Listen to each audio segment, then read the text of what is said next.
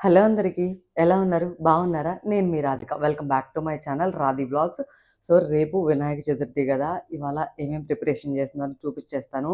నేను first time అనమాట వినాయక చవితి చేసుకోవటం. ఫస్ట్ మ్యారేజ్ అయిన తర్వాత శ్రీరామనవమి చేసుకున్నట్టున్నా. అంతే. వెంటనే ఇంకా ప్రెగ్నెన్సీ వచ్చింది. ఇంక తర్వాతేంటంటే అది 5 మంత్స్ బిలో ఉంటేనే 5 మంత్స్ లోపు ఉంటేనే విగ్రహాన్ని పెట్టుకోవాలి గదా! వినాయకుడి విగ్రహాన్ని. నాకేంటంటే అప్పటికి 6థ్ మంత్ ఏమో ఎంటర్ అయింది. సో, అందుకని జెప్పి నేను పూజ ఏం చేసుకోలేకపోయాను. విగ్రహం గూడా ఏం పెట్టుకోలేకపోయాననమాట. పెట్టుకుంటాం గదా! అందరం వినాయకుడిది. సో, అలా చేసుకోలేకపోయాను. సెకండ్ ఇయర్ ఏమో పాప పుట్టింది. అమ్మ వాళ్ళ ఇంట్లోనే ఉన్నాం. ఎందుకో వెళ్ళి అమ్మ వాళ్ళ ఇంట్లోనే ఉన్నామనమాట. అంటే పాపని నేను థర్డ్ మంత్‌లోనే తీసుకొచ్చేసాను ఇక్కడికి. గుంటూరొచ్చేసాము. అప్పుడు నేను గుంటూరులో ఉన్నాను గదా! గుంటూరొచ్చాము. తర్వాత ఏదో పని మీద ఇంటికెళ్ళామనమాట. అక్కడే వినాయక చవితి చేసుకొని ఇంక మళ్ళీ రిటర్న్ గుంటూరొచ్చేసాను. ఇది థర్డ్ ఇయర్ అనమాట. సో, ఇది థర్డ్ టైమ్ అనమాట నా పెళ్ళయ్యాక వినాయక చవితి రావడం. సో, చూడాలి అసలు ఈ ఇయర్ నేను ఎలా చేసుకుంటానా ఏంటి అని. ఒక్కదాన్నే ఉన్నాననమాట. అమ్మమ్మ ఉన్నా, లేకపోతే అమ్మ ఉన్నా కొంచెం హెల్ప్‌ఫుల్‌గా చెప్తూ ఉంటారు కదా! దట్టు నాకసలు కుడుములు, ఉండ్రాళ్ళు చేయటం గూడా అస్సలు తెలీదు. ఇప్పుడు అవి తెలియనివి చేసి, మళ్ళీ రేపేదన్నా సరే, ఏదన్నా కొంచెం అవి చెడిపోయినా గానీ చాలా బాధేస్తది. ఇలాంటి ఒక సిట్యుయేషన్ నాకొకటి జరిగింది. నేను చెప్తాను గూడా అది. ఏదో ఫెస్టివల్ వచ్చిందనమాట. ఉగాదినో ఏదో సంథింగ్ మేము వైజాగ్‌లో ఉన్నప్పుడు జరిగిందిది. వైజాగ్‌లో ఉన్నాము. ఉగాది వచ్చిందనమాట. ఉగాదికి పొంగల్ చేస్తారు కదా అందరూ. సో, అలాగే పొంగలి ప్రిపేర్ చేశాను.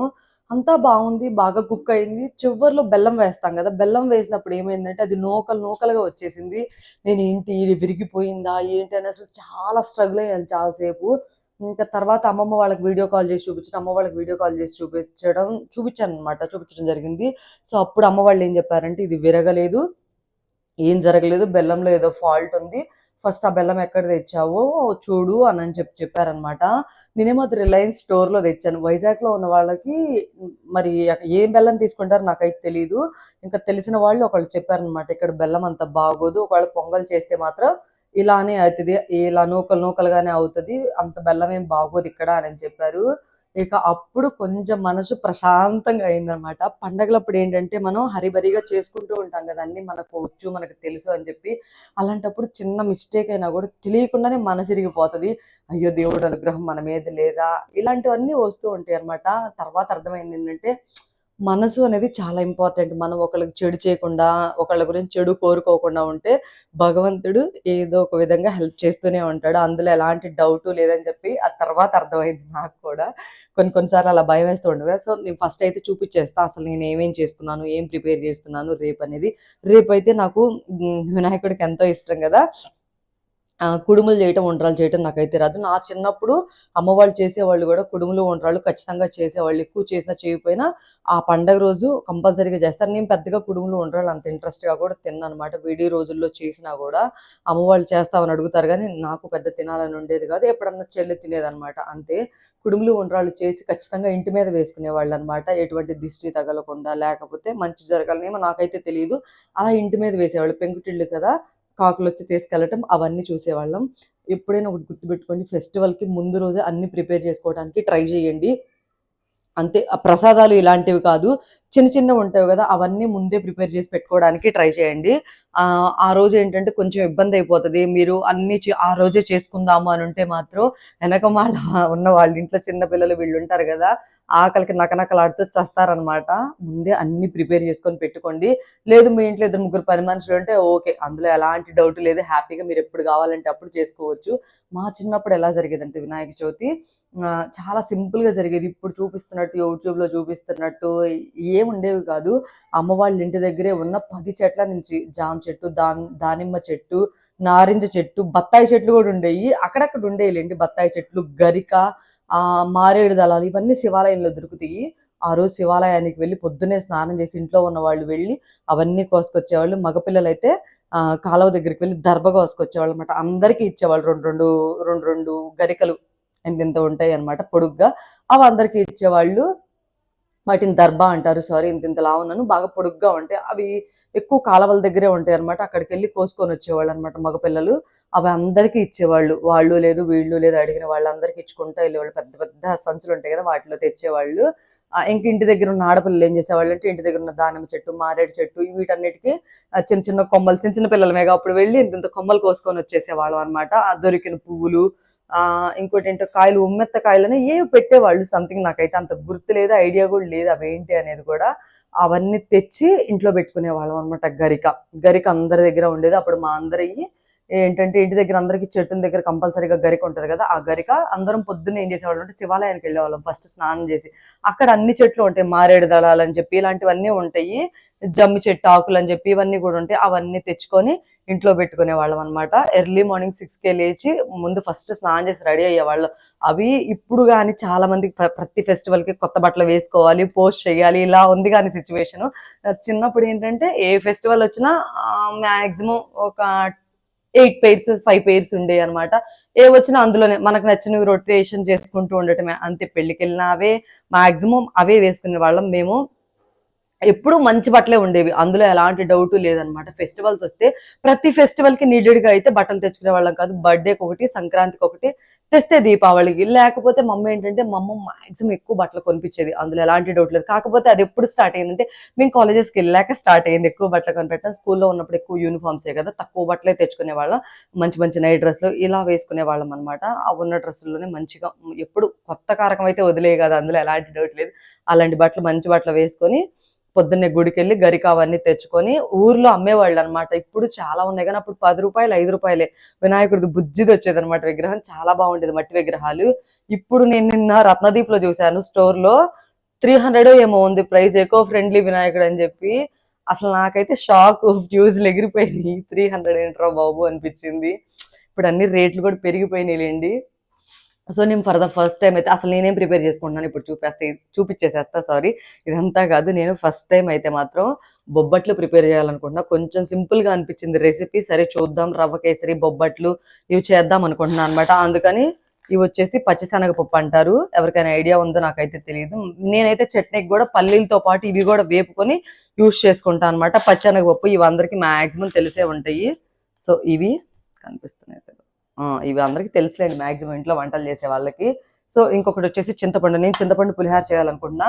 ఇవైతే మీరు అనుకోవచ్చు ఇప్పుడే నీళ్లు పోసి పెడతారా అని చెప్పి. లేదు, ఇవన్నీ నేను ఇలా బౌల్స్ లో పెట్టుకున్నా.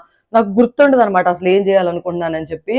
సో అందుకని ఇలా బౌల్స్ లో పెట్టుకొని ఇలా ఒకదాని మీద ఒకటి పెట్టేసుకొని ఇక్కడ పెట్టుకుంటాను అనమాట. సాయంత్రం పడుకునే ముందు నీళ్లు పోసి నానబెట్టుకున్నా అంటే తెల్లారి లేచిన వెంటనే అన్ని గబగబా చేసుకోవచ్చు. అండ్ ఇంకొకటి వచ్చేసి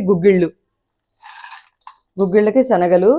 కొంతమంది కాబోలి శన అంటున్నారు. ఇప్పుడు మేమైతే తెల్ల శనగలు నల్ల శనగలు ఒకటే ఒకటే పేరు. ఇలా ఉంటే తెల్ల శనగలు, సారీ ఇలా ఉంటే తెల్ల శనగలు. వీటిని మేము కొంతమంది ఎర్ర శనగలు, కొంతమంది అంతే ఎర్ర శనగలు. ఇవి రెండే అనమాట. నేను అన్ని కొంచెం కొంచెమే చేస్తాను. ఎవ్వరు లేరు ఇంట్లో కూడా, నేను అశోక్ కాబట్టి. పాప ఏం తింటదండి, కొంచెం తింటది తను. సో అందుకని చెప్పి నేను కొంచెం కొంచెం అన్ని గుప్పడే చేసుకున్నాను అనమాట. సో ఆల్రెడీ మినపప్పు నానబెట్టుకుని ఇవి వచ్చేసి గారెలకు అనమాట. ఎందుకంటే నైటే పిండి వేసుకొని పెట్టుకుంటే బెస్ట్. ఇది మాత్రం నైటే స్నానం చేసాక పిండేసేసి పెట్టేసేస్తా ఫ్రిడ్జ్ లో, సరిపోతుంది. ఎందుకంటే రేపు మళ్ళీ పిండి వేయాలంటే కొంచెం కష్టమైపోతుంది. ఇడ్లీకి కూడా ఆల్రెడీ నానబెట్టేసుకున్నాను అనమాట మినపప్పు. రేపు పొద్దున్న లేసి ఏదైనా వెరైటీ టిఫిన్లు అంటే అసలే కుదరవు. ఇడ్లీ అయితే ఒక వాయేసామంటే 2 ప్లేట్లు వేసామంటే అయిపోయింది. ఇంకంతే, దాని ఎదురు నుంచునే పని కూడా లేదు. 5 మినిట్స్ తర్వాత పొగలొస్తే ఆపేసుకోవచ్చు. అందుకని చెప్పి ఇంకా యాలకుపొడి చాలా అవసరం. ఇది మాత్రం మ్యాండేటరీ కదా. నేను పొంగల్ చేస్తాను కంపల్సరీగా. పొంగల్కి బొబ్బట్లకి కావాలి కదా యాలకుపొడి. అండ్ కేసరి కూడా చేయాలి, హల్వా కేసరి రవ్వ కేసరి కూడా చేయాలి అనుకుంటున్నా. సో నేను ఎప్పుడు ఈ ప్రసాదాలు ఏమి చేయలేదు. కాకపోతే గుగ్గిళ్ళు ఇప్పుడు ఏం చేస్తూ ఉంటాం, పులిహార ఇప్పుడు ఏం చేస్తూ ఉంటాం. కానీ బొబ్బట్లు, రవ్వ కేసరి, పొంగల్ చేశాను. నేను చాలాసార్లు పొంగల్ చేశాను కానీ రవ్వ కేసరి ఇలాంటివి ఏం చేయలేదనమాట. సో యాలకుపొడి వేసుకునేటప్పుడు ఎప్పుడైనా ఒకటి గుర్తుపెట్టుకోండి, ఒక 2 స్పూన్స్ షుగర్ వేసుకొని కనుక వేసుకుంటే మీరు చాలా స్మూత్గా ఉంటుంది అనమాట పౌడర్ అనేది కూడా. అందుకని చెప్పి ఇది మిక్సీకి వేసుకొని పక్కన పెట్టేసుకున్నానంటే ఇక రేపు పొద్దున ఇప్పుడు వేరే దాంట్లో షిఫ్ట్ చేసుకొని ఫ్రిడ్జ్ లో పెట్టుకుంటే ఇప్పుడు కావాలంటే అప్పుడు ఉపయోగపడుతుంది కదా. సో అందుకు ఇంక ఇక్కడ వచ్చేసి చూపిస్తా.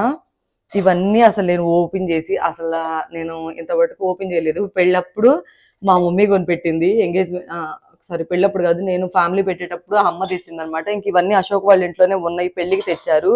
ఇవి కూడా నేను అసలు ఎప్పుడు యూజ్ చేయలేదు అనమాట. ఎవరైనా అంటే పూజలు నేనేం చేయలేదు కాబట్టి ఇత్తడి అసలు ఎప్పుడు తీసి యూజ్ చేయలేదు. వాటన్నిటిని వాష్ చేసుకొని పెట్టుకున్నాను అనమాట. అసలు ఈ ప్లేట్స్ కూడా డీమార్ట్ ప్లేట్స్ అనమాట, ఇవి అందరికీ తెలిసివి. ఇవి కూడా నేను ఎప్పుడైనా గెస్ట్లు వస్తే అండ్ పింగాణి బౌల్స్ ఉంటాయి కదా, అవి కూడా గెస్ట్లు వచ్చినప్పుడు యూజ్ చేద్దామని చెప్పి అవి కూడా ఏమి యూజ్ చేయలేదు.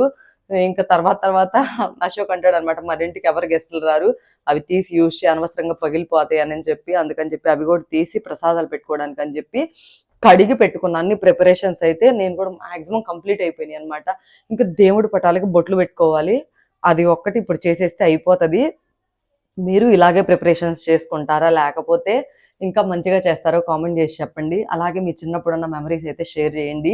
నా చిన్నప్పుడైతే మాత్రం ఒకటే, మంచిగా లెగవటం, కొత్త బట్టలు వేసుకోవటం, మనకున్న వాటిలో కొత్త బట్టలు వేసుకోవటం, హ్యాపీగా చేసినవి తినటం, ఆ కథ వినటం, నెత్తి నక్షంతలు వేసుకోవటం, ఇంతే. ఇంతకు మించి ఆ రోజు మాత్రం పుస్తకాలన్నీ తెచ్చి చదివినా చదవకపోయినా బొట్లు పెట్టుకునేవాళ్ళం అనమాట కంపల్సరీగా.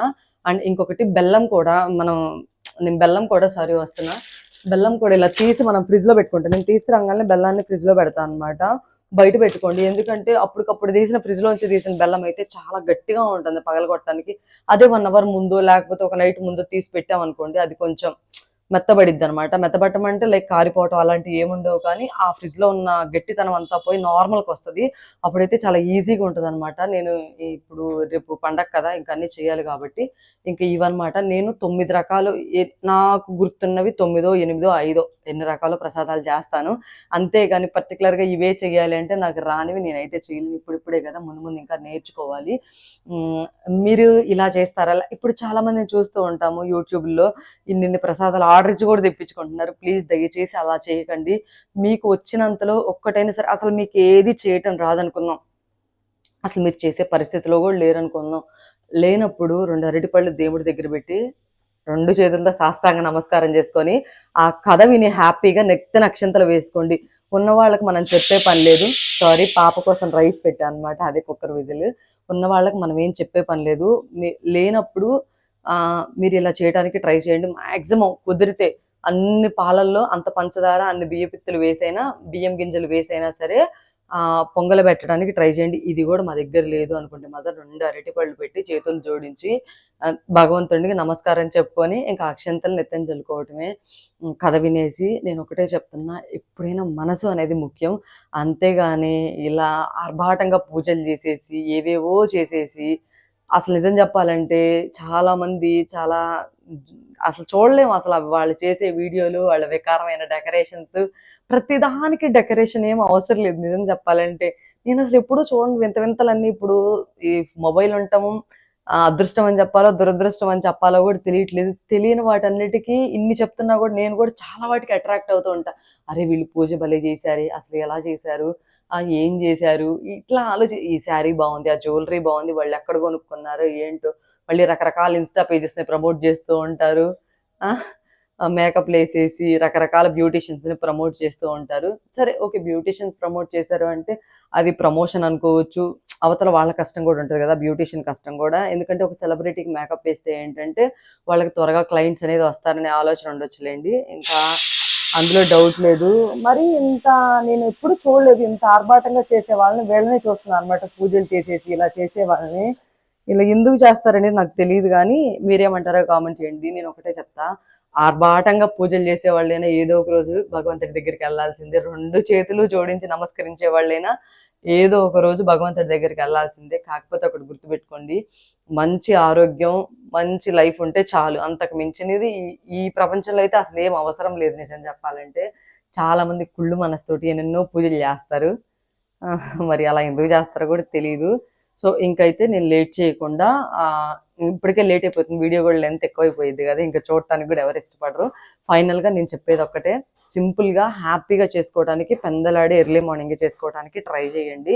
అప్పుడైతే ఎర్లీ మార్నింగ్ ఇంట్లో పూజ అయిపోయిందండి, కిందకి వెళ్ళి విగ్రహాలు ఉంటాయి కదా, అక్కడికి వెళ్ళి నమస్కారం పెట్టుకోవడానికి 10 మందితో కలవడానికైనా ఛాన్స్ ఉంటుంది. ఫర్ ద ఫస్ట్ టైం మేము విజయవాడ వచ్చాక మా ఇంటి ఎదురే పెట్టారనమాట, బొమ్మ పెట్టారు. ఇక్కడ అపార్ట్మెంట్ కదా, అందరు కలిపి పెట్టుకున్నారనమాట. కిందకి వెళ్ళి చూడటానికి అవకాశం ఉంటుంది. అంతేగాని ఇంట్లోనే గంటలు గంటలు ఉండిపోయి ఇలా అయితే చేసుకోవద్దు.